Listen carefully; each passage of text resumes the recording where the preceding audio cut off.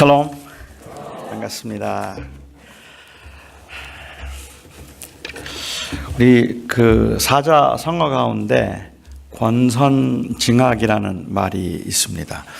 이 말이 어떤 의미인지를 아는 것은 뭐 그렇게 어려운 일이 아니겠는데, 어느 분이 권선징악에 관해서 이런 글을 썼습니다.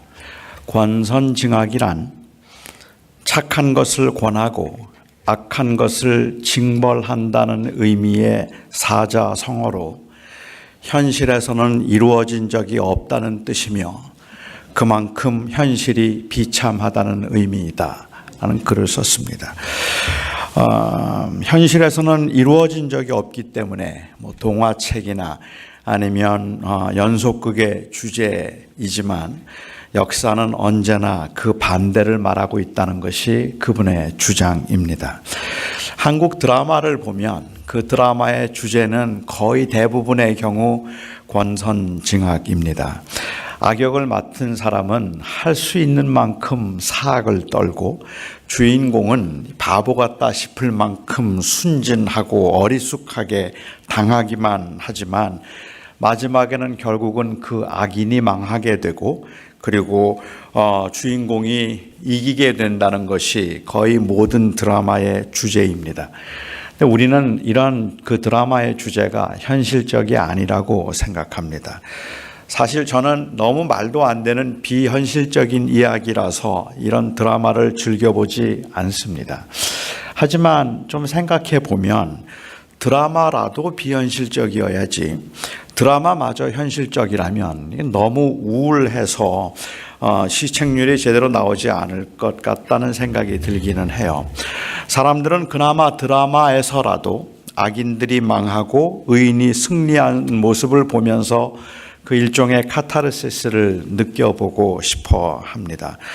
저는 개인적으로 이 악인이 결국 망할 것이라는 그 빤한 결과를 알기는 하지만 때로는 그 드라마의 그 과정이 너무 지루하기도 하고 너무 잔인해서 드라마를 그런 권선징악의 드라마라 할지라도 그것을 보는 것이 카타르시스를 느끼게 하기보다는 그냥 답답하고 화가 나게 만들기도 합니다. 그래서 사실 저는 그런 드라마보다 기왕에 비현실적일 바에는 그냥 시작부터 끝날 때까지 주인공은 한 대도 맞지 않고 그냥 악당을 때려주기만 하는 액션 영화를 봐야 제 속이 좀 풀립니다. 옛날에 제가 학생 때는 이 김홍신 씨가 쓴 인간시장이라는 소설이 있었는데 기억을 하신지 모르겠어요. 소설, 이 시장이라는 소설이 영화로도 나왔는데 그 영화의 주인공, 그 소설의 주인공이 장총찬이는 정말 한 대도 맞지 않습니다. 그냥 매번 악인들을 때려주고 그리고 그들을 그 징벌하는 역할을 맡았는데 이와 같은 이 슈퍼 히로들의 그 비현실성은 사실은 그 현실의 답답함을 보여주는 것이기 때문에 기왕에 비현실적일 바에는 차라리 이게 더 낫겠다는 생각을 해요. 그러니까는 그 마지막 한 순간에 그 이 카타르시스를 느끼는 것보다는 그냥 아예 처음부터 악인들은 그냥 몽땅 때려주는 뭐 이런 역할이 좀 더 마음에 들기는 할 것 같아요. 사실 성경에도 읽으면 힘이 생기기는 하지만 현실적이지 않아 보이는 이야기들이 제법 많이 있습니다. 욥기를 읽으면서도 의인이었던 욥이 당했던 그 고난과 그리고 그 고난으로 인한 그 깊은 그 고뇌의 부분을 읽으면 많이 공감이 되기도 해요. 그리고 그렇게 정말 그렇겠구나라는 생각을 하다가도 그래서 마침내 그 욥이 고난 끝에 재산이 2배가 되고 그리고 나중에는 더 예쁘고 출중한 자녀들을 그 10명이나 낳았더라는 결론을 읽을 때는 시원함은 느껴지는데 현실적이지는 않다는 생각이 든다는 말입니다. 다니엘서에는 유난히 이런 해피엔딩이 많이 나옵니다. 채식만 했는데도 얼굴이 좋아져서 인정을 받은 일이라든지 사자굴 속에 던져졌는데도 죽지 않고 살아서 더욱 인정을 받고 더 출세하게 되는 일이라든지 죽을 고비에 놓였다가 정말 극적으로 왕의 꿈을 자기도 기억하지 못하는 꿈을 이 해몽해 줌으로 인하여서 출세한 일들, 뭐 이런 이야기들이겠죠. 우리의 현실에서는 정말로 드물게 보는 일들입니다. 오늘 본문도 사실은 해피엔딩입니다. 그런데 이번 이야기는 그 타이밍과 그리고 그 방법에 있어서 너무 비현실적이기 때문에 사실은 이 액션 영화만큼이나 좀 당황스러운 그 스토리입니다. 이렇게 하실 수 있는 하나님의 능력을 의심하는 것이 아니라 우리의 현실에서는 이런 일들이 거의 일어나지 않기 때문에 그렇습니다. 사실 우리가 우리의 삶 가운데서 이런 고난과 그리고 그 위기의 상황에서 하나님께서 어떻게 이 놀라운 하나님의 능력 가운데 다니엘의 친구들과 다니엘에게 보여주셨던 이런 엄청난 일들을 하실 수 있는가라고 보면 저희들은 하나님의 능력을 의심한 적은 없어요. 우리는 하나님이 무엇이든지 다 할 수 있다는 것을 믿습니다. 그런데 하나님이 과연 하실까 하는 하나님의 의지에 대해서는 우리가 궁금한 겁니다. 그렇죠. 그러니까 우리는 하나님은 뭐든지 다 하실 수 있다는 것을 우리는 알고 있지만, 믿고 있지만 그 하나님이 과연 해 주실까? 아니면 하실 마음이 있을까 하는 그 하나님의 의지에 대해서 우리가 의아하게 생각을 하고 있는데, 때로는 이 하나님의 의지에 대해서 의문을 품는 것조차도 어떤 경우에는 믿음이 없다는 그러한 비난을 받기도 하죠. 하나님이 왜 못하시느냐? 하나님께서는 모든 능력의 하나님이니까 능치 못한 일이 없다라고 말하면 뭐 그런 그 주장 앞에 할 말이 없어지기도 하지만, 실제로 우리가 돌아보면 우리는 하나님의 능력을 의심하지는 않아요. 그런데 하나님의 의지에 대해서는 잘 모르겠어요. 우리의 현실에서는 실제로 하나님께서 그렇게 하지 않으셨던 적들이 굉장히 많기 때문에 그렇다는 말입니다. 그럴 때마다 우리는 항상 우리가 부족해서 그렇겠거니라고 생각을 하죠. 우리가 뭔가 믿음이 부족해서이거나 정성이 부족해서이거나 아니면 우리가 하나님 앞에 범죄했기 때문이거나 뭐 그래서 하나님이 응답해 주지 않을 거라고 생각을 하고, 우리의 현실에서는 이런 기적과 같은 일이 일어나지 않는다고 말하지만 아마 그것보다 더 큰 이유는 사실은 하나님의 원함이 거기에 없기 때문일 겁니다. 그래서 그 하나님의 의지에 대한 의문은 항상 저희들에게는 수수께끼처럼 남아있는 일이기도 합니다.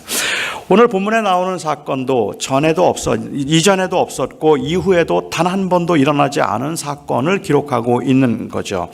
다시 말해서 용광로에 들어갈 뻔했다가 극적인 순간에 구출된 사람들은 간혹 있었고, 온 몸에 화상을 입고도 생명을 잃지 않아서 그래서 극적으로 회복되거나 흉터를 가지고 사는 사람들은 우리가 보았어도 용광로에 들어갔는데도 타지 않고 죽지 않은 사람은 없었어요.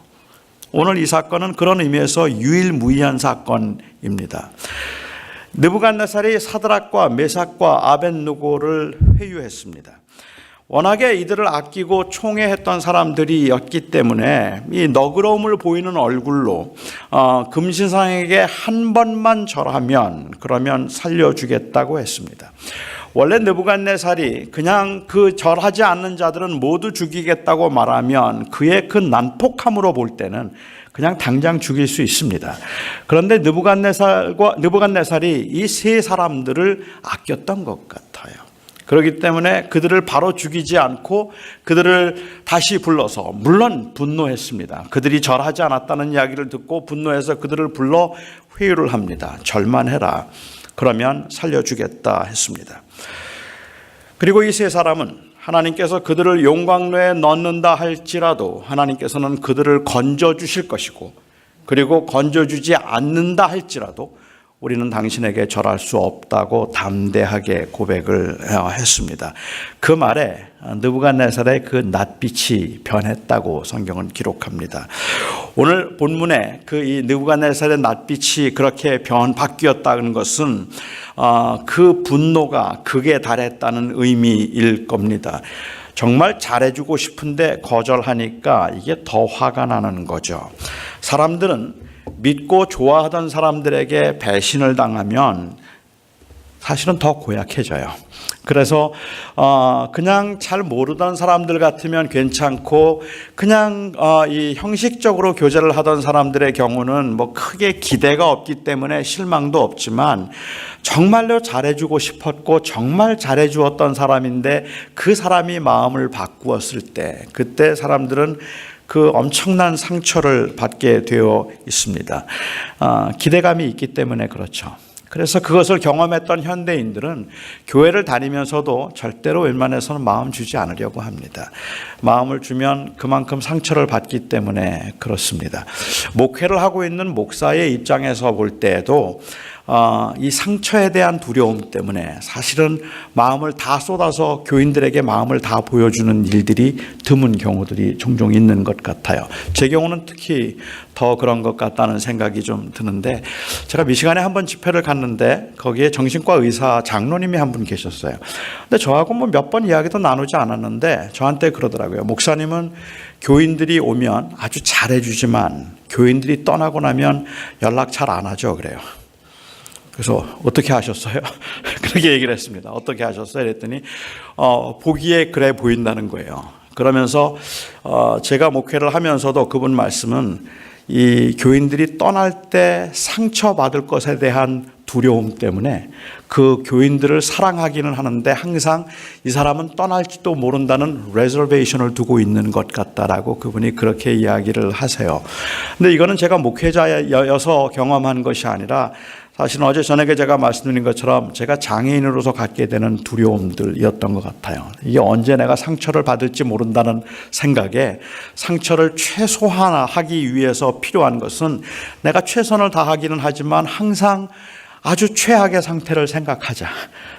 이제 그런 마음이 있는 것 같은데, 현대인들의 경우는 특히 교회 안에서는 서로 사랑하는 마음으로 정말 잘해주었다가 상처를 받거나 정말 헌신적으로 사역했다가 마음을 다친 경우들이 종종 있어서 사실 잘 마음을 안 주려고 합니다. 웬만해서는 요즘은 마음을 열지 않고 그래서 요즘에 현대인들이 가지고 있는 그 큰 문제 중에 하나가 이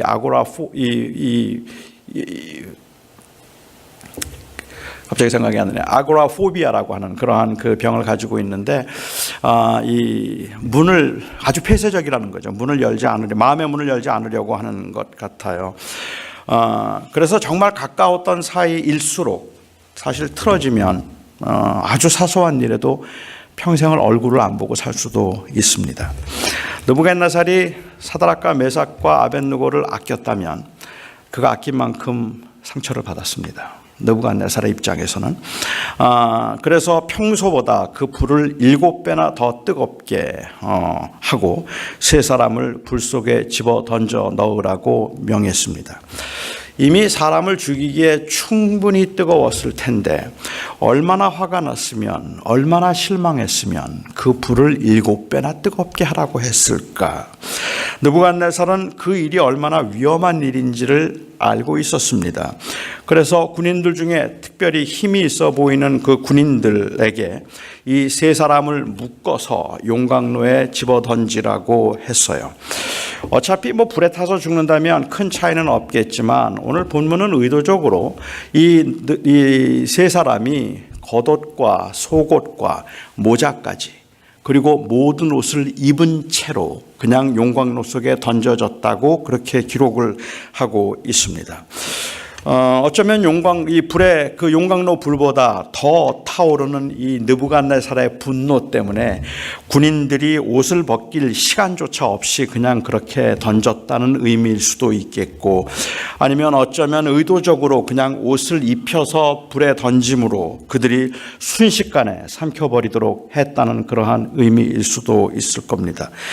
왕의 분노가 얼마나 준엄하고 컸든지 세 사람을 묶어서 불에 던지던 용사 중에 한 사람에게 그 불이 붙었습니다.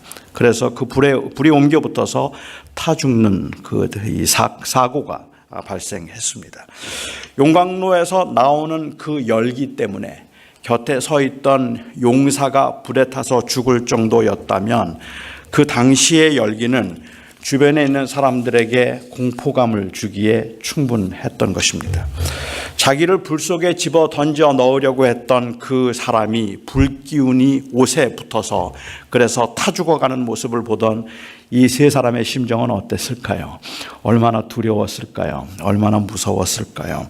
너희가 절하지 아니하면 저 용광로 속에 집어 던져 넣을 것이니 능히 너희를 건져낼 신이 과연 누구이겠느냐 했던 그 왕 앞에 확신과 신념으로 왕이 우리를 저 용광로 속에 집어 던져 넣으면 우리의 하나님이 우리를 건져 주실 것입니다라고 대답했던 그들이 정말로 하나님께서 그들을 건져내실 것이라고 확신할 수 있었을까요? 지금 옆에 있는 사람이 불에 타 죽는 그 죽음의 현실 앞에서 그 확신을 가질 수 있었겠는가 말입니다. 느부갓네살은 그들이 가지고 있는 그 믿음도 그리고 그들이 한 말도 다 틀렸다는 것을 증명해 보이고 싶었습니다. 어떤 신도 느부갓네살에게서 건져낼 수 없다는 것을 보여주고 싶었다는 말입니다. 그래서 그것을 증명하고 싶어서 가장 힘센 사람들을 불렀고 그리고 용광로를 7배 더 뜨겁게 해서 절대로 살아날 수 없도록 그렇게 만들어 달구고 난 후에 세 사람을 용광로 속에 집어 던졌습니다. 곁에 있던 사람들의 죽음을 통해서 죽음은 현실이 되었습니다. 이런 상황에서 사람들이 기대할 수 있는 하나님의 능력은 도대체 어떤 것입니까? 이 상황에서 마지막까지 할 수 있는 기도가 있었다면 무슨 기도였겠습니까? 만일 이들을 불쌍히 여긴 누군가가 있어서 기도를 했다면 그들의 기도는 어떤 기도였을까요? 용광로에 들어가지 않도록 하는 기도였을 것 같아요. 들어가면 죽습니다. 그렇기 때문에 하나님, 저 사람을 제발 용광로에서 건져 주십시오. 저 불 속에 들어가지 않게 해 주십시오 하는 그 기도를 간곡하게 했을 겁니다. 왜냐하면 일단 용광로 속에 들어가면 그것은 끝이라고 생각했기 때문에 그런 거죠. 초조함과 간절함으로 하나님의 도우심을 구하는 많은 사람들에게 정말 중요한 것은 사실은 그 타이밍입니다. 정말 간발의 차이로 애석하지만 너무 늦었습니다라는 말을 너무 많이 들었기 때문이고, 그나마 인간이 할 수 있는 일은 조금이라도 남아 있어야 가능하다 싶기 때문입니다. 너무 늦으면 아예 기회를 잃어버리거나 아니면 아주 오랫동안 힘들 것 같기 때문이겠죠. 하나님의 능력과 도우심을 믿지만 그럼에도 불구하고 죽기 전에 잘 듣는 약을 찾아야 할 것 같고, 파산 선고하기 전에 어디에 선과 도움이 와야 할 것 같고, 비자가 만기되기 전에 이민법이 바뀌어야 할 것 같아서 초조하고 불안하고 두렵습니다. 2014년 4월 16일 오전에 세월호가 침몰하기 시작했을 때에 그 배에 구조되지 못했던 304명의 생존과 구조를 위해서 온 국민들이 희망을 가지고 초조함으로 기다렸습니다. 우리가 아는 대로, 그리고 우리의 상식대로 한다면 배가 가라앉으면 아무도 살아날 수 없다는 것을 알고 있었기 때문에 모두가 다 가슴을 졸이며 희망을 가졌던 순간은 배가 완전히 침몰했던 4월 18일까지였습니다. 그때까지 구하지 않으면, 그때까지 살리지 못하면 다 죽는다 생각했기 때문입니다. 물론 그 이후에도 어떤 방법으로든지 침몰된 배 안에도 산소 공급이 가능하다는 이야기를 듣고 그나마 또 희망을 이어갈 수 있었을 뿐입니다. 하나님께서 그들을 살리실 것이라는 믿음이 있었다면 아마도 대부분의 사람들이 가지고 있는 그 믿음은 용광로에 던져지기 전까지입니다. 그런데 그들을 용광로에 던졌습니다. 그 순간 느부갓네살은 자기가 이긴 줄 알았습니다. 역시 그렇습니다. 신기한 능력을 행하는 그런 신은 없는 겁니다. 너희가 절하지 아니하면 내가 너희들을 용광로 속에 집어 던져 넣을 것이니 능히 너희를 내 손에서 건져낼 신이 누구 있겠느냐고 했던 느부갓네살의 말이 맞았던 겁니다. 우리에게도 그런 절망의 시간들이 있었습니다. 하지만 여러분 아십니까? 예수님 때에도 그런 일이 있었습니다. 예수님을 조롱하던 사람들은 예수님을 십자가에 매달아 놓고 이제 하나님이 그를 도우셔서 십자가에서 그가 내려올 수 있나 보자라고 했고, 예수님께서 마침내 마지막 숨을 쉬셨을 때 예수님을 조롱하던 사람들도 예수님의 제자들도 다 끝난 줄 알았습니다. 십자가는 죽음 앞에 모든 것이 무너져 내린 절망의 사건이었습니다. 그건 끝을 의미했기 때문에 그렇습니다. 그런데 이것을 바꾼 것이 바로 부활입니다. 이것을 바꾼 사건이 바로 부활입니다. 여호와 하나님도 그들을 구할 수 없었습니다. 여호와 하나님은 우리도 구할 수 없었습니다. 여호와 하나님은 우리의 파산도 막지 못했고, 여호와 하나님은 우리의 가족의 죽음도 막지 못했고, 여호와 하나님은 우리의 사랑하는 자식의 장애도 막지 못했습니다. 그래서 여기 계신 여러분들 중에는, 아니 이미 주님을 떠나서 방황하고 있는 많은 분들 중에는 그때 그 사건 때문에, 그리고 그때 그 기회를 놓쳐서 아주 길고 지루한 이 고난의 풀무불 인생을 살아가기 시작한 분들이 꽤 많이 계실 겁니다. 아니 혹 그때 주님을 향한 마음의 문을 닫아버리고 또 다른 재앙에 대한 두려움으로 그냥 힘겹게 믿음을 연명하지만 하나님의 도우심에 대한 기대는 하지 않는 게 좋다고 생각하며 믿음 생활하는 분들도 계실 겁니다. 하나님께 기대하면 실망한다. 그게 우리가 배운 공식이기 때문에, 삶에서 배운 공식이기 때문에 그렇습니다. 저는 느부갓네살이 정말로 잔인하다고 생각했습니다. 용광로 속에 사람을 집어넣고는 그것을 보고 있었어요. 어떻게 살이 타들어가고 어떻게 그가 몸이 녹아나는지 그 모습을 보고 싶었던 것일까요? 그렇지 않을 겁니다.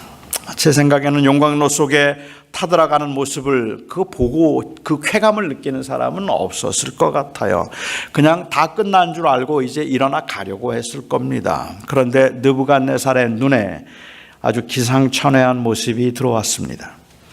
아마도 느부갓네살에게만 보였던 것 같습니다. 그는 너무 놀라서 벌떡 의자에서 일어났습니다. 틀림없이 우리가 세 사람을 묶어서 용광로에 넣지 않았느냐? 그런데 어찌하여 결박되지 않은 네 사람이 용광로 속을 걸어다니고 있느냐? 네 번째 사람의 모습은 신의 아들과 같았다고 했습니다. 그 불 속에 누군가가 있었습니다. 그 네 번째 인물이 누구인가에 관해서는 의견이 좀 분분한데 크게 두 가지로 이야기하면 하나는 천사였다는 의견이고 또 다른 하나는 예수님이었다는 의견입니다. 이 인물은 아마도 소돔과 고모라가 멸망하기 전에 이 아브라함과 대화를 나누었던 인물일 것이고 야곱과 야복강 강가에서 씨름하던 그 인물이었을 겁니다.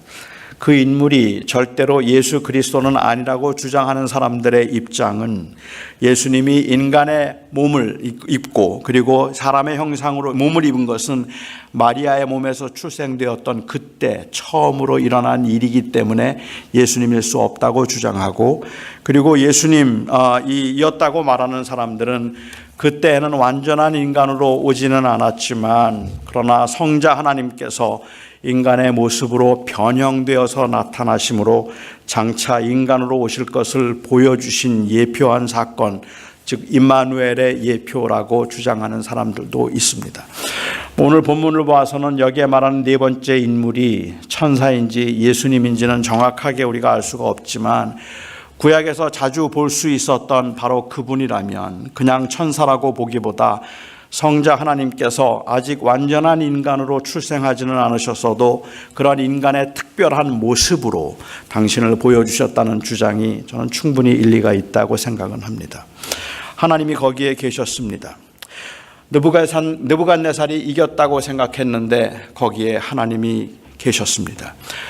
이사야서 43장에서 주님께서 하셨다는 말씀을 기억하십니까? 강을 건널 때 강이 너를 침몰치 못할 것이며 불 가운데 지날 때에 불에 타지도 아니할 것이요 불꽃이 너희를 사르지도 못하리라. 왜요? 어떻게 해요? 43장에서 말씀하시기를 내가 너와 함께 하기 때문이다 말씀하셨습니다. 그리고 정말로 불꽃 가운데 함께 계셔서 아무런 희망이 없다 생각되는 때에, 너무 늦었다고 생각되는 그때에도 하나님은 그들을 지켜주셨습니다. 그런데 이 하나님의 임마누엘, 하나님의 함께 하심은 우리가 생각하는 것과는 달랐습니다. 우리가 너무도 늦었다고 생각하는 그 순간에도 하나님은 거기에 계셨습니다. 그러니까 하나님의 임재의 끝은 우리의 기대와는 다른 겁니다. 우리는 끝났다고 해도 하나님은 끝난 게 아닌 것이었어요. 우리는 이제 희망이 없다고 생각하는 그 순간에도 하나님에게 이제 끝난 일은 아니었더라는 말입니다. 우리에게는 망했다 하는 것도 망한 게 아니었습니다. 눈앞에 강이 있으면, 그리고 눈앞에 불이 있으면 우리는 끝이라고 생각하는데, 저 강에 들어가면 끝날 것이고 저 불 속에 들어가면 끝날 것이라고 하는데, 주님께서는 말씀하시기를 내가 너희와 함께하니 네가 불 가운데로 지날지라도 불이 너를 사르지 못할 것이며 물 가운데로 지날지라도 물이 너를 침몰하지 못할 것이니 이는 내가 너희와 함께함이라. 우리가 기대하고 있는 하나님의 함께하심은 우리가 불 가운데 들어가지 않는 거예요. 우리가 기대하고 있는 하나님의 함께하심은 하나님이 우리와 함께하시기 때문에 우리로 하여금 고난을 당하지 않게 하는 거예요. 그런데 하나님께서 말씀하시는 그 하나님의 함께 하심은 고난 가운데 있을지라도 내가 너를 버리지 아니하리라 겁니다. 고난 가운데 있을지라도 내가 너를 놓지 아니하리라. 이게 바로 하나님의 약속이었고 하나님의 함께 하심이었습니다. 하나님의 함께 하심은 고난을 제거하는 것이 아니라 사실은 약속에 대한 믿음으로 확증되는 것들입니다. 예수 그리스도께서 오심으로, 그 오심으로 영원한 하나님의 나라의 소망을 두고 살아가는 우리들은 오직 예수 그리스도를 통해서 이 약속의 증거를 받았을 뿐입니다. 우리가 이 땅에 사는 동안에 현상적으로는, 상황적으로는 도대체가 응답이 없는 것 같아서 너무 답답하고 하나님께 버림을 받은 것 같기도 하고 하나님께서 우리를 떠나신 것 같기도 하지만, 하나님이 우리를 떠나지 않았다는 것을 볼 수 있는 가장 확실한 증거는 환경이나 상황이 아니더란 말입니다. 가장 확실한 증거는 예수 그리스도입니다. 예수 그리스도께서 이 땅에 오셨고, 그리고 예수 그리스도께서 우리를 위하여서 고난의 길을 가셨을 뿐만 아니라 그가 살아나심으로 다시 우리를 살리겠다 하신 그 약속 때문입니다. 사드락과 메삭과 아벳느고가 불 속에서 타지 않는 경험에서 하나님의 임재를 확인하는 것이 아니라 인간의 몸을 입고 이 땅에 오신, 그리고 무덤에 들어가신 예수 그리스도의 사건을 통해서 우리는 하나님의 약속을 확증합니다. 다시 말씀드리면 고난을 당하지 않을 것이라는 것이 아니라 고난 중에도 함께 하신다는 말씀입니다. 7배나 뜨거운 용광로라 할지라도 그 안에 계셨던 하나님은 물론 뜨겁지 않았을 겁니다. 그렇죠. 하나님이시니까. 그뿐만 아니라 그 속에 있는 사람들을 털끝 하나도 타지 않게 하실 수 있었습니다. 그래서 그들이 나왔을 때는 겉옷도 타지 않았고, 그리고 탄 냄새도 없었다라고 했었어요. 하나님께서는 불 속에 계셔도 힘든 게 하나도 없을 겁니다. 하지만 만일 하나님이 그 불의 열기를 느낄 수 있는 인간의 모습으로 오신다면 그거는 다른 문제죠. 그래서 예수님도 죽임을 당하셨습니다. 우리는 왜 불 속에 들어가기 전에 하나님이 오지 않으셨느냐고, 도와주지 않으셨냐고 섭섭해할 수 있지만 하나님도 친히 불 속에 들어가셨습니다. 그리고 그 몸으로 인간을 감싸셨습니다. 이것이 임마누엘입니다. 고난 중에 있는 우리와 함께 하시며 우리를 돕기 위해서 인간의 몸으로 오신 그 주님이 우리를 위하여서 십자가의 길을 가실 뿐만 아니라 부활하심으로 우리로 하여금 이 땅에 사는 동안에 그 부활의 소망을 가지고 살아가게 만드신 것이 바로 하나님께서 우리에게 주신 약속이라는 말입니다. 물론 압니다. 제가 이렇게 이야기해도 여러분은 답답하실 겁니다. 다니엘 세 친구가 경험했던 이런 극적인 경험을 우리는 아직 한 적이 없기 때문에 그렇습니다. 아무리 살려달라고 애원해도 우리의 가족들을 살려주지 않으셨어요. 아무리 하나님 이번만 제발 한 번만 도와달라 그렇게 기도했어도 하나님이 도와주지 않으셨어요. 그래서 고난을 겪었고 지금도 그 고난 가운데 계신 분들이 많이 있습니다. 언제나 하나님은 너무 늦었습니다. 왜 우리에게는 이런 극적인 경험이 없을까요? 왜 하나님이 사드락과 메삭과 아벳느고에게 보여주셨던 이런 능력을 우리에게는 보여주지 않으시는 걸까요? 그래서 마치 하나님께서 사드락과 메삭과 아벳느고를 불 속에서도 건져주신 것처럼 하나님께서 우리를 건져주실 것이고, 하나님이 우리와 함께 하심을 우리가 어떤 고난도 이길 것이고, 하나님께서 우리를 도와주시기 때문에 우리는 정말로 이 땅에서 형통할 것이라는 그 약속이 허공을 치는 말처럼 들리는 이유는 우리의 현실은 그렇지가 않아요. 우리는 그런 말들을 믿을 수가 없어요. 잘 잘 될 거라고 하는데 잘 안 돼요. 그런데 어떻게 이 하나님의 이 사드락과 메삭과 아벳느고의 사건이 어떻게 우리에게 위로가 될 수 있을까? 저로 하여금 이 말씀을 좀 더 바르게 이해하고 도움을 주도록 하는데 아주 크게 영향을 준 그 말씀은 바로 이 사건에 대해서 언급하고 있는 히브리서 11장 말씀입니다. 히브리서 기자는 우리가 이 존경하는 믿음의 조상들과 그들의 경험을 언급했습니다. 32절부터 제가 읽을게요. 11장 32절입니다. 좀 길기는 하지만 제가 그냥 계속 읽겠습니다. 한번 조용히 그냥 문들을 감고 묵상하셔도 좋을 것 같아요. 내가 무슨 말을 더하리요?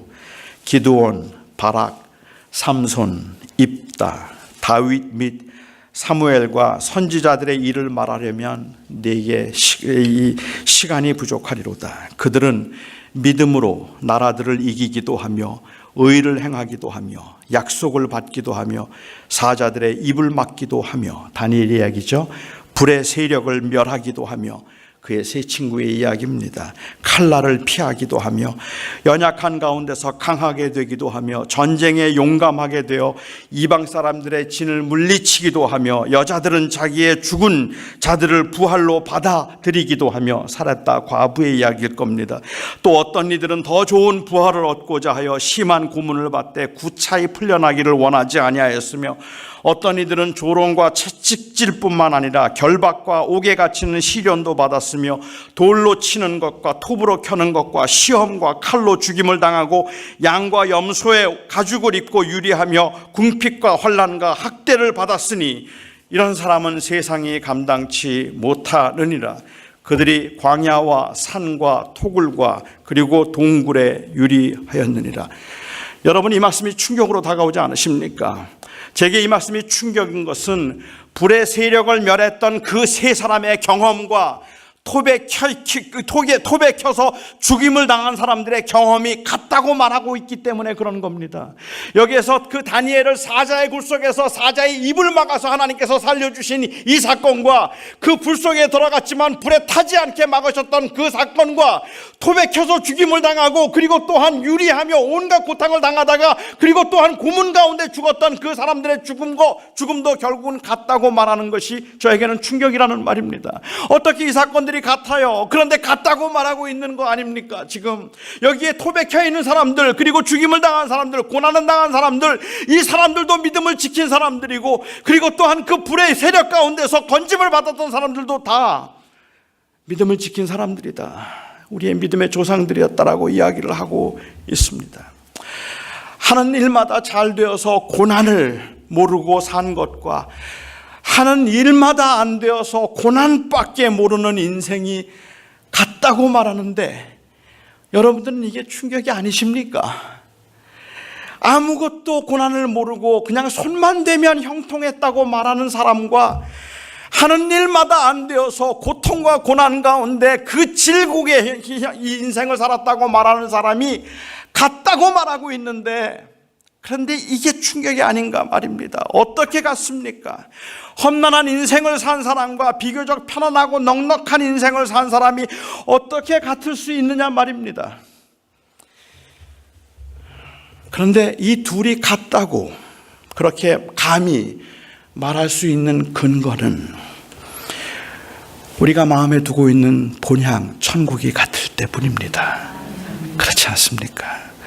주님께서 부활하심으로 우리에게 주신 그 생명 때문에 우리가 영원한 그 나라에 들어갈 때 이 땅에 사는 동안에는 나그네로 살아가면서 잘 살 수도 있고 못 살 수도 있지만 그것들이 우리가 추구하고 있는 궁극적인 목적이 아니라 우리가 가야 하는 곳, 우리가 누릴 수 있는 것, 그리고 우리가 바라보는 것은 바로 그 영원한 하나님의 나라라는 그 소망이 같을 때, 비록 톱에 켜서 죽임을 당한다 할지라도 그가 이룬 곳은 천국이고, 비록 불의 세력에서 건짐을 받았다 할지라도 그가 이룬 곳은 하나님의 나라 천국이니 우리가 본향을 향하는 나그네로서 그 영원한 하나님의 나라를 바라보고 살아가는 사람들이니 우리는 다 같다 말합니다. 결국은 우리를 같게 만드는 것은 우리가 나그네라는 사실입니다. 이 세상이 종착역이 아니라, 이 세상이 궁극적인 목적이 아니라, 목표가 아니라 바로 우리는 나그네라는 사실 때문에 그렇습니다. 영생을 주시려고 인간이 되신 예수 그리스도의 임재와 동행은 불에서 건짐을 받았던 사드락과 메삭과 아벤느고와 같은 사람들에게도 하나님이 함께 하셨고, 그리고 예수의 이름을 부인할 수가 없어서 Christ, Christ, none but Christ, Christ, Christ, none but Christ. 뉴게이트에서 런던까지, 그가 불에 타 죽는 그 순간까지 그 긴 거리를 마차에 끌려서 묶여서 가면서 Christ, Christ, none but Christ. 불 위에 올려지고 나무 위에 올려져서 불에 타올라서 그리고 온몸에 불이 붙는 그 순간에도 Christ, Christ, none but Christ. 그 말을 마지막 호흡까지 외치다 죽었던 존 브래드포드도 사드락과 메삭과 아벤느고와 똑같단 말입니다. 왜? 그들이 간 곳은 하나님의 나라이기 때문에, 영원한 나라가 그들의 소망이었기 때문입니다. 어느 분이 인생의 경험을 말하면서 자기는 가는 곳마다 하나님이 방금 떠나신 것 같아서 언제나 한 발씩 늦었다고 했습니다. 또 어떤 분은 자기가 힘들고 어려울 때마다 하나님은 언제나 한 발씩 늦게 도착하셨다고 했습니다. 그런데 성경은 아니라고 말합니다. 오히려 성경은 세 사람은 용광로 속에 들어가기 전에 하나님이 나타나시기를 기다렸을지라도 하나님은 용광로에 계셨습니다. 하나님은 고난의 현장에도 우리와 함께 하셨다고 말합니다. 늦은 것이 아니라 하나님이 거기에 계셨더라는 말입니다.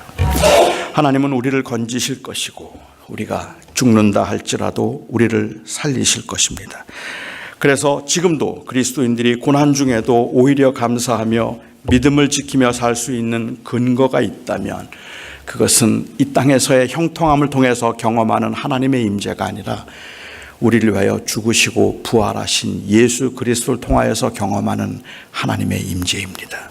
그 예수 그리스도 때문에, 그분의 그 이 임재 때문에, 그분의 고난과 그 부활 때문에 우리는 이 땅에 살아가는 동안에 우리는 그 본향을 확신하고 나그네로 살아가는 겁니다. 저희는 우리가 만일 정말 이 세상이 전부가 아니라고 생각하고 우리가 가야 할 하나님의 나라가 있다고 생각하는 그 나그네 공동체라면 도대체 우리가 무엇을 그렇게 연연할 필요가 있을까? 왜 그걸 잡으려고 그렇게 아웅다웅할까? 왜 사소한 일들을 가지고 왜 그렇게 싸울까? 하는 생각을 하지 않겠습니까? 그냥 너그럽게 내놓아도 될 텐데 그것을 하지 못하는 이유가 있다면 우리가 나그네라는, 그리고 나그네의 공동체라는 교회에 대한 인식이 좀 부족하기 때문에 그렇지 않을까 하는 거예요. 우리는 세상의 사람들에게 말하기를 우리가 추구하는 것은 이 땅의 성공이 아니라 하늘나라의 영원한 생명입니다. 예수 그리스도께서 우리에게 주신 그것 때문에 우리는 이 땅에 사는 동안을 다 그냥 사명으로 살 뿐이지 여기에서 소유와 그리고 신분의 성취를 우리의 목적으로 삼지 않습니다라고 고백한 사람들의 공동체가 교회예요. 그런데 애석하게도 세상 사람들은 그렇게 고백하고 있는 교회가 마치 세상이 전부인 것처럼 그렇게 행하고 있는 모습을 보면서 오히려 실망을 한 거죠. 그리고 요즘은 교회를 욕하기 시작하는 겁니다. 주님께서 사실 말씀 가운데 이 산상수훈에 보면 돼지에게 진주를 던지지 말며 개에게 거룩한 것을 주지 말라는 말씀이 있습니다. 여러분이 이 말씀을 어떻게 이해하십니까? 어떤 분들은 이 말씀을 돼지에게 진주를 던지지 말라고 말씀하신 것을 영적인 분별력의 말씀으로 이해하는 경우들이 종종 있는 것 같아요. 그래서 돼지에게는 진주를 던지면 안 된다, 조심해라 하는 말로 보는 거죠. 그런데 문제는 그럼 누가 돼지입니까? 누구에게 진주를 던지면 안 되는 거죠? 누가 돼지인가요? 이걸 영적인 분별력으로 생각하면 마치 사람들은 생각하기를 복음을 전했더니 막 예수님을 욕하고, 그리고 복음을 전했더니 오히려 아주 기분 나쁘게 만드는 사람들에게는 전도하지 말라 하는 말처럼 그렇게 이해를 하는 경우들이 있는 것 같아요. 하지만 안 믿는 것 같은 사람에게는 전도하지 않고 안 믿을 사람에게 전도하지 않는다면 그게 맞는 말이겠습니까? 그건 맞는 말이 아니잖아요. 저는 제가 초등학교 5학년 때 처음 교회라는 곳을 나가봤습니다. 교회를 갔는데요. 교회가 너무 좋았어요. 그래서 저는 주일도 가고 수요일도 가고 교회에서 거의 놀다시피 했어요. 초등학교 5학년 때 처음 교회를 가서, 그리고 초등학교 6학년 때 교회에서 쫓겨났습니다. 사모님이 학교를 찾아오셔서 저에게 다시는 교회 나오지 말라고, 그래서 교회에서 쫓겨났어요. 제가 초등학교 6학년 때 교회에서 쫓겨난 이유는 목사님 아들을 때렸기 때문에 그렇습니다. 이 목사님 아들이 자꾸만 얄밉게 굴더라고요. 그래서 제가 학교 가는 길에 봤는데, 학교 가는 길에 그걸 보고는 그냥 사실 딱 한 대 때렸어요. 딱 한 대 때렸는데, 그런데 이가 부러졌대요. 저는 그때 제 몸에 이 소림사에 피가 흐른다는 걸 그때 제가 처음 알았는데, 그런데 지금 생각해보면 사모님이 이해가 좀 돼요. 얼마나 화가 나셨겠습니까? 그 멀쩡히 학교 가던 아들이 돌아왔는데 이가 부러져서 돌아왔으니까 그 학교까지 저를 찾아오셨더라고요. 그리고는 뭐 저를 붙들고 막 야단을 치시면서 이제 넌 다시는 교회 나오지 말라고. 그래서 그때 교회에서 쫓겨났습니다. 그렇게 교회에서 쫓겨나고 난 제가 초등학교 6학년이었지만 그때 제 마음속에 들었던 생각은 예수 믿는 거 다 위선이다. 그거 다 가짜다. 원수를 사랑하라고 그거 다 코미디다. 그런 생각이 드는 거예요. 그래서 저는 그 다음부터는 교회라면 아주 치를 떨었습니다. 그리고 교회 다니는 사람들은 모두 다 위선자라고 생각을 해서 교회 다니는 사람들을 그렇게 못살게 굴었어요. 제게 마치 주어진 제 인생의 목적은 꼭 교회 다니는 사람들을 반대하는 사람 것처럼 예배 시간만 되면 친구들을 불러다가 교회에 돌 던지는 거, 뭐 이런 것들만 하고 막 그랬거든요. 그런데 고등학교 1학년 때 제 동생이 교회를 나가기 시작했습니다. 그리고는 동생이 저에게 자꾸 교회를 가자는 거예요. 한 번만 교회를 가자 그래요. 그래서 제 동생이 그때 교회를 다니고 열심히 다니기 시작하면서 어디서 얻었는지 예수님 사진을 하나 얻어가지고 그거를 자기 방에다가 걸어놓고는 그렇게 아끼더라고요. 근데 저에게 와서 형, 나하고 교회 한 번만 가자 그래요. 그 이야기를 할 때마다 저는 제 동생 방에 들어가서 그 예수님 사진에다가 침을 뱉었습니다. 그 침을 뱉으면서 너 한 번만 더 나보고 교회 가자 그러면 이거 그냥 다 부셔버린다. 절대로 나한테 교회 얘기 하지도 마. 제가 그렇게 이야기를 했는데 그때 제 동생이 만일 생각하기를 저건 돼지다. 돼지에게 진주를 던지지 말라고 했는데 저거 전도하니까 예수님 사진에 침 뱉었네. 저건 돼지다. 이렇게 생각을 했더라면 아마 제 동생이 저에게 전도 못했을 겁니다. 그런데 제 동생은 기회만 하면 저에게 자꾸 교회 가자는 거예요. 이번에 축구 시합이 있는데 한번 가볼래? 이번에 뭐가 있는데 한번 가볼래? 하도 동생이 그래서 제가 그냥 한번 가보겠다는 마음으로 교회를 갔어요. 74년 7월 20일 지금도 잊지 못합니다.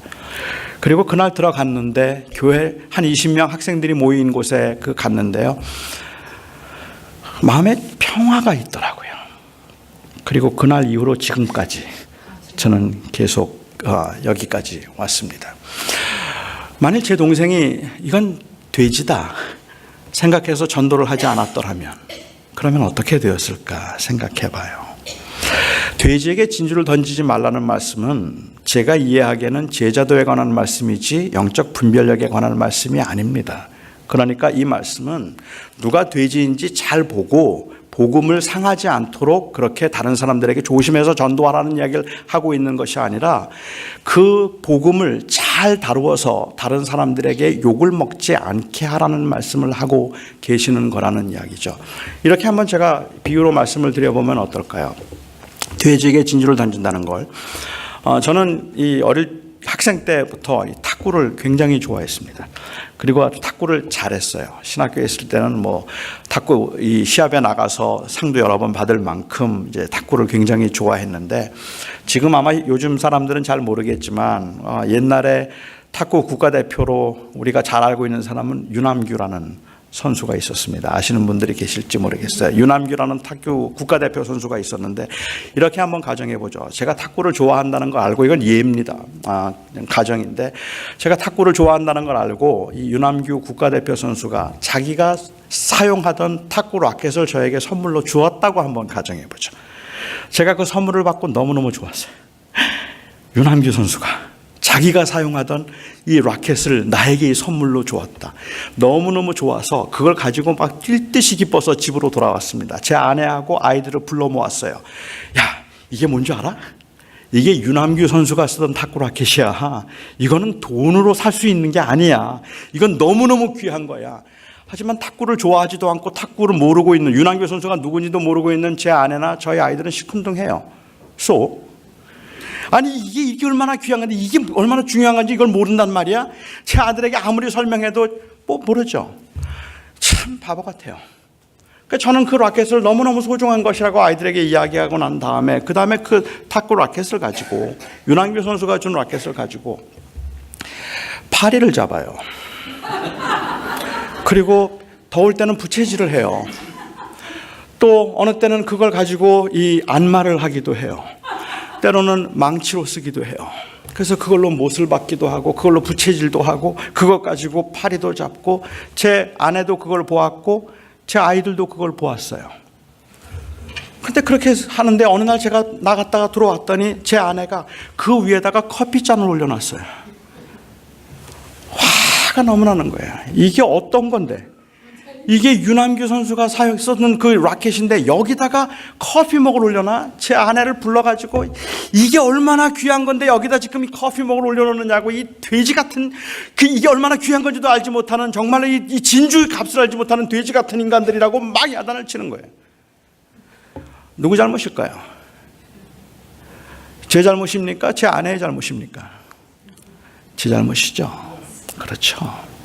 제가 만일 이 탁구 라켓을 그 유남규 선수의 소중한 거라고 하고, 제 아내는 그 가치를 몰랐어요. 하지만 그걸 가져다가 매일 이 책장 안에다가 넣어놓고 아침에 꺼내서 또 닫고, 야, 이게 얼마나 귀한 거야. 내가 이거를 선물로 받았네. 그리고 또 꺼내서 또 닫고 또 넣어놓고 또 닫고. 만약에 그렇게 제가 소중하게 아꼈더라면 제 아내는 절대로 그 위에다 커피먹 못 올려놓습니다. 근데 저는 그거 가지고 파리도 잡았어요. 저는 그거 가지고 부채질도 했어요. 아무데나 던져놓았어요. 당연히 그것을 아무렇게나 다루는 건 당연한 거죠. 우리가 예수 그리스도의 복음이 생명과 같다고 말을 하면서 그것 때문에 아무것도 희생하지 않아요. 우리는 예수 그리스도께서 주신 그 부활의 생명이 가장 소중한 것이라고 교회를 말하는데, 사실은 교회가 그것 때문에 다른 사람들을 섬기지도 않고 그것을 소중하게 다루지 않고 있으면서 세상 사람들이 그걸 소중하게 다루기를 기대하는 건 맞는 말이 아니겠죠. 오늘날 세상 사람들이 교회를 욕하고 기독교를 개독교라고 부르고, 그리고 기독교에 대해서 아주 부정적인 인상을 가지고 있는 것은 무엇 때문일까? 믿는다고 말하면서, 부활의 소망을 가지고 있다고 말하면서도 사소한 것조차도 양보하지 않은 채 세상 사람들하고 싸우고 있는 모습으로 보이기 때문에 그런 거예요. 어떻게 나그네 공동체라고 영원한 나라를 믿고 천국을 믿는다고 말하는 사람들이 왜 자꾸 만나면 싸워? 왜 자꾸만 만나면 자기 거 놓치지 않으려고 그렇게 아둥바둥하는 거야? 그 모습이 세상 사람들이 보기에는 다 위선처럼 보이기 때문에 그래서 욕을 하고 있는 거 아니냐는 말입니다. 우리는 돼지에게 진주를 던지지 말라는 주님의 말씀처럼 이것을 우리는 소중하고 가치 있게 여겨야 되는데, 이 생명을 소중하게 여겨서 내가 고난 중에 있을지라도, 내가 환난 중에 있을지라도 이 부활의 소망 때문에 믿음으로 견뎌내고, 그래서 오히려 감사하고, 내가 억울한 일을 당하지만 그럼에도 불구하고 그 부활의 소망 때문에 용서하고 참아내는 그 힘든 과정을 걷고 있는 그 모습을 세상 사람들이 본다면 아마도 사람들은 그것을 보면서 저게 뭐가 있지 생각을 할 겁니다. 그런데 그 모습이 보이지 않는다는 거죠.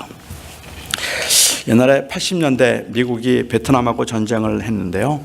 베트남하고 전쟁에서 뭐 졌다고 말하면 미국 사람들이 싫어하지만 진 거죠. 뭐 그렇죠.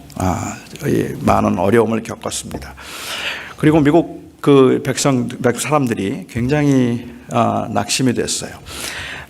그래서 언론에서는 사실은 아니 이겼다, 이기고 있다고 말했지만 사실 졌거든요.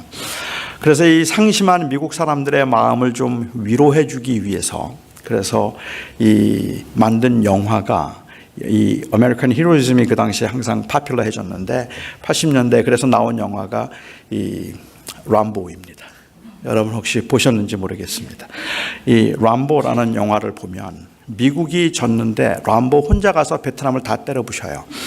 혼자 가서 그냥 이기고 오는 그러한 그 모습이죠. 그건 미국 사람들이 가지고 있는 그 상실감을 아마도 위로해 주기 위한 그러한 목적이었을 것 같은데, 그렇기 때문에 람보라고 하면 그 당시에 힘의 상징이었습니다. 아주 강한 힘을 가진 그 자라고 보았죠.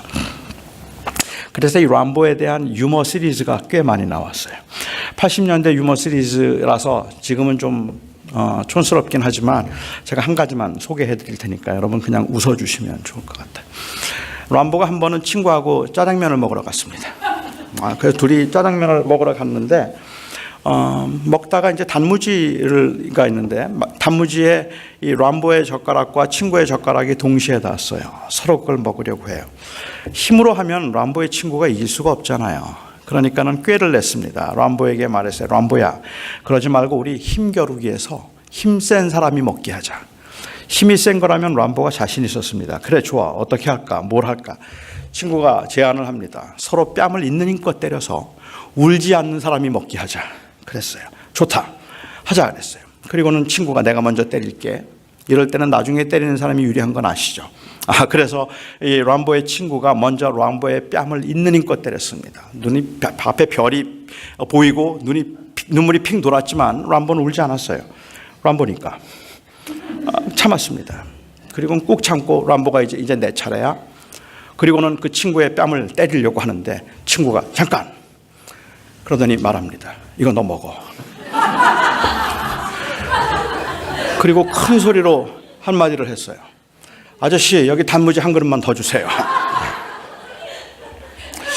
그런데 이 모습이 말도 안 되는 그 이야기인데 이 모습이 세상 사람들이 볼 때 예수 믿는 사람들 모습 같다는 거예요. 하나님이 그들의 하나님이라고 말하고 영원한 나라를 소망하고 있다고 말하면서 이 세상에서 단무지 하나 놓고 싸우고 있는 것 같아요. 그거 안 뺏기려고 힘겨루기를 하고 하나님께 막 소리질러서 기도하면서 하나님 날 좀 도와주세요. 나 좀 도와주세요라고 하나님께 의지해서 그 단무지를 기어코 뺏으려고 하는 그 모습을 보면서 세상 사람들이 보기에는 전 뭐 저렇게 욕심이 많어 하는 이야기를 하는 거죠. 도대체 정말로 그 하나님을 믿고 천국을 소망하는 사람들 같지 않고 마치 이 세상이 전부인 것처럼 하나님의 이름을 이용해서 오히려 그 세상에 있는 사람들까지 다 뺏으려고 하는 그런 모습들을 보면서 사람들은 의문을 갖는 거죠. 정말 믿는 게 뭐야? 우리 그리스도인들의 이 나그네 공동체, 교회가 나그네 공동체라는 사실은 우리는 사실은 그 단무지 하나를 놓고 싸울 그러한 입장이 아니라는 거예요. 우리의 주인이 계시기 때문에 그냥 너 먹어 그래도 돼요. 이건 너 가져 그래도 우리는 억울하지 않아요. 왜? 우리에게는 생명이 있으니까. 우리에게는 그 부활의 소망이 있기 때문에 그렇다는 말입니다. 하나님께서는 우리를 때로는 불 속에서 건져주십니다. 때로는 하나님께서는 불 속에 우리와 함께 하셔서 그 고난의 길을 가게 하기도 하실 겁니다. 하지만 이 모든 과정을 통해서 하나님께서 궁극적으로 우리에게 주실 그 위대한 생명은 바로 영생입니다. 그래서 우리가 이 땅에 살아가면서 나그네 공동체로서 하나님이 우리와 함께 하시고 하나님이 우리를 도와주신다는 것을 우리가 믿고 확인할 수 있는 그 가장 확실한 증거는 사업의 형통이 아니에요. 예수예요. 바로 이 예수 그리스도 때문에 그가 다시 죽었다가 다시 살아나셨다는 이 사실 때문에 우리는 이 땅에 살면서 그 소망으로 세상을 살아가는 나그네들입니다. 저는 이 교회 공동체가 나그네임을 결코 잊지 않았으면 좋겠습니다. 제가 2010년도에 최대의 변수라는 제목으로 부활주일날 설교를 했습니다. 그리고 그 설교 내용 중에 일부를 저는 얼굴도 본 적이 없는데 한국에 있는 한 그 청년이 이 키네틱 타이포그래피로 영상을 하나 만들었어요.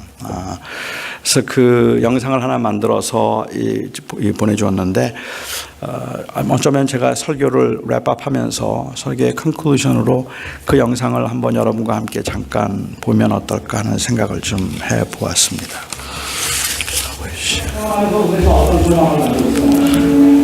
여러분들이 신앙생활을 하면서 그 믿음 생활의 소망이 내가 하나님을 한번 믿으면 하나님께서 나를 죽지 않게 만드셔서 건강하고 오래오래 살게 하실 줄 바랍니다. 하나님께서는 내 기도를 들어주셔서 나를 풍성하게 하시고 나와의 부유하게 만드시고 하나님께서는 나와의 이 땅에 사는 동안에 아무것도 걱정 의심 없게 하실 것을 믿고 그것을 소망하면서 신앙생활을 하고 계십니까? 그것이 여러분들의 소망입니까? 알아요. 얼마나 힘든지 알기 때문에 얼마나 어려운 줄 알기 때문에 여러분들에게 이 설교를 하면서 하나님이 우리와 함께 하시니 하나님이 우리를 지켜주시니 여러분의 사업이 형통할 것입니다. 여러분의 병이 나을 것입니다. 하나님께서는 즉각적으로 응답해 주셔서 여러분들의 모든 문제가 해결될 것이고 여러분들의 자녀가 형통할 것입니다 라고 말하고 싶어요. 그런데 사실이 아니에요. 그 사실이 아닐 뿐만 아니라 우리는 그것을 바라보면서 그것을 소망하며 살아가는 사람들이 아니라는 거예요. 우리의 소망은 거기 있는 것이 그것이 바로 예수 그리스도의 부활에 있다는 거예요. 가진 것도 없고 실력도 없어서 하루하루 사는 게 불안하고 너무 초라해 보이고 다른 사람들이 조롱할 만큼 그야말로 손에 아무것도 쥔 것 같지 않고 배운 것조차 없어서 이 땅에서 살아가면서 도대체 어떻게 살아갈까 막막한 사람들이라 할지라도 저는 여러분들에게 불쌍하다.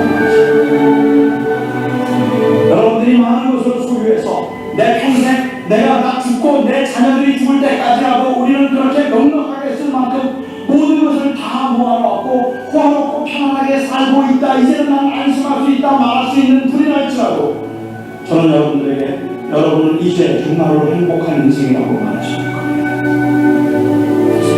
하나님께서 눈물을 씻기시고 때 묻은 옷을 벗기시고 새 옷을 입혀주신 부활 그 부활 때문에 모든 것을 다 하십니다.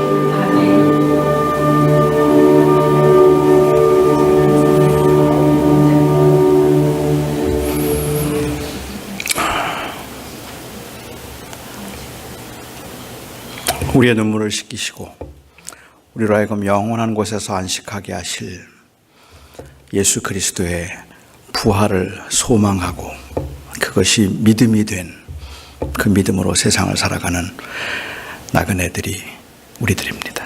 아멘. 여러분이 교회가 이 나그네 공동체인 것을 잊지 마시기 바랍니다. 아멘. 기도하겠습니다. 사랑하는 나의 아버지 하나님,